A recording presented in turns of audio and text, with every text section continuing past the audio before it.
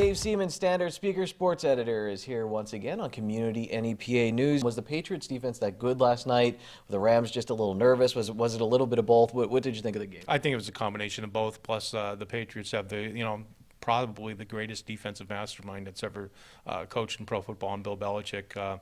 He did it again. He did it 18 years ago, and he did it again on Sunday, where he unleashed his defense, played physical with the Rams, and I don't think the Rams were prepared for that kind of physical game.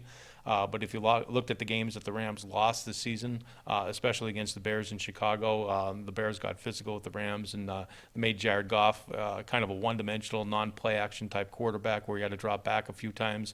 They stuffed the running game for most part, and Patriots deserve a lot of credit because their defense was up to snuff, and they did what they had to do to win the Super Bowl once again.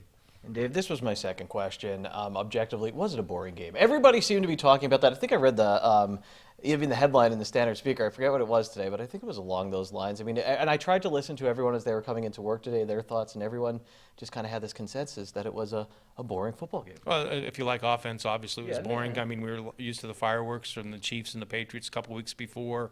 Last year's Super Bowl between the Eagles and the Patriots was an offensive display, and that's what we're used to in seeing in the NFL and college football anymore is high-scoring offense. People translate that to being exciting, but there's nothing like an old school. Both teams really played hard defensively, and you got to give both teams credit. Not only the Patriots, but the Rams played super defense as well. That's why I wanted to do that second. Give credit to the teams. They obviously played hard. Definitely two good defenses there. Dave, you mentioned the Rams coming into the game last week. Inexperienced, young. Do you see them building on this? Is this a team, a franchise you think that could be making it back to the Super Bowl? Oh, you have to. You have to. I mean, you have Jared Goff. He's only in his third year. Not many, quarterbacks at that age have been to the Super Bowl. He's going to learn from it. He's going to learn to check down and get rid of the ball when instead of taking sacks. A few instances where he did take sacks and it put the Rams in precarious situations. It showed that Tom Brady was a more experienced quarterback, even though Tom Brady looked a little ruffled out there as well.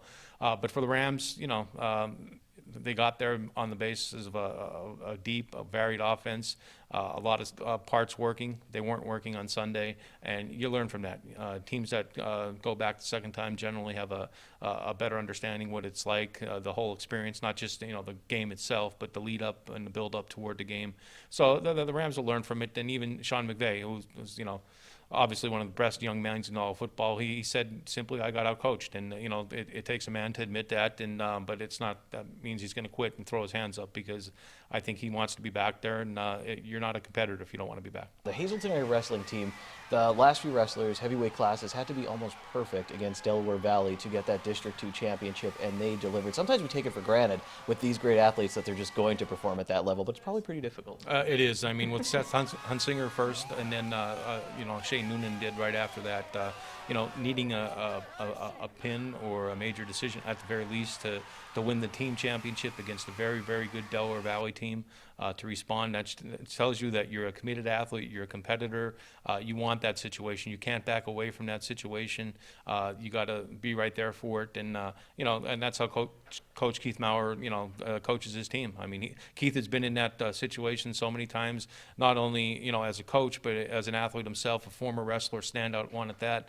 And he guides his team, and they were ready for that situation. And like I said, you can't be afraid of the situation. You got to embrace it. And fortunately for the Cougars, they were able to do that and come home with the district championship.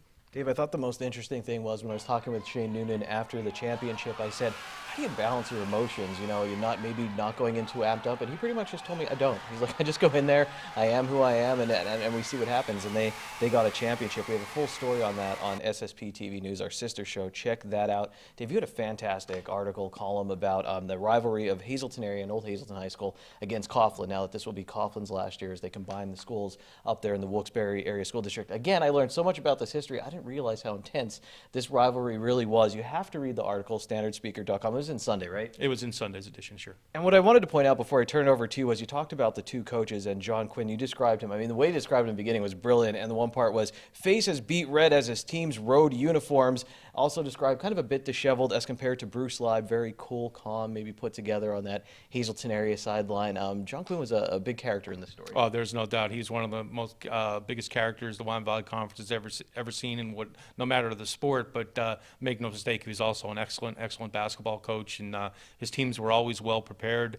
They respected what he taught them, and he was very, very successful. Unfortunately for the Crusaders, and fortunately for Hazelton basketball fans, Hazelton usually got the better of Coughlin in most of those games. John Quinn did have a couple successful moments as the Coughlin coach, but more often than not, it was the Hazelton teams that came out on top and more victorious and ended up winning district league and district championships. But it was quite a rivalry, that's for sure.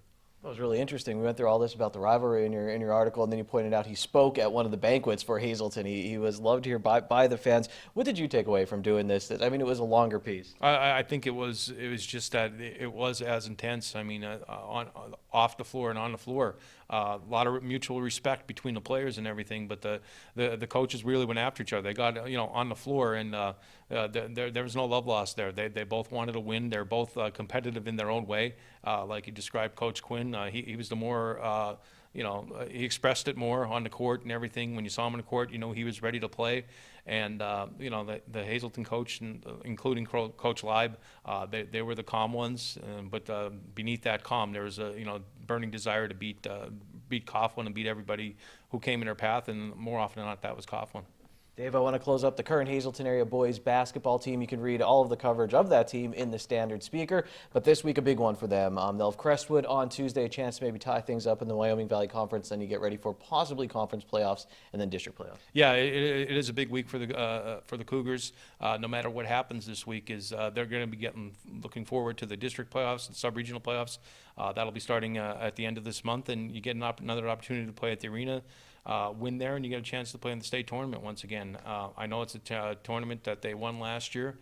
They enjoyed winning at the arena, and that's where the lights will come on, and you'll see if you're the best team in the district. And the best teams move on, and I know Coach Joseph wants them to be playing at their best, at their peak at this time of the season, and they made a step in that direction over the weekend with wins over Wyoming Valley West and Coughlin.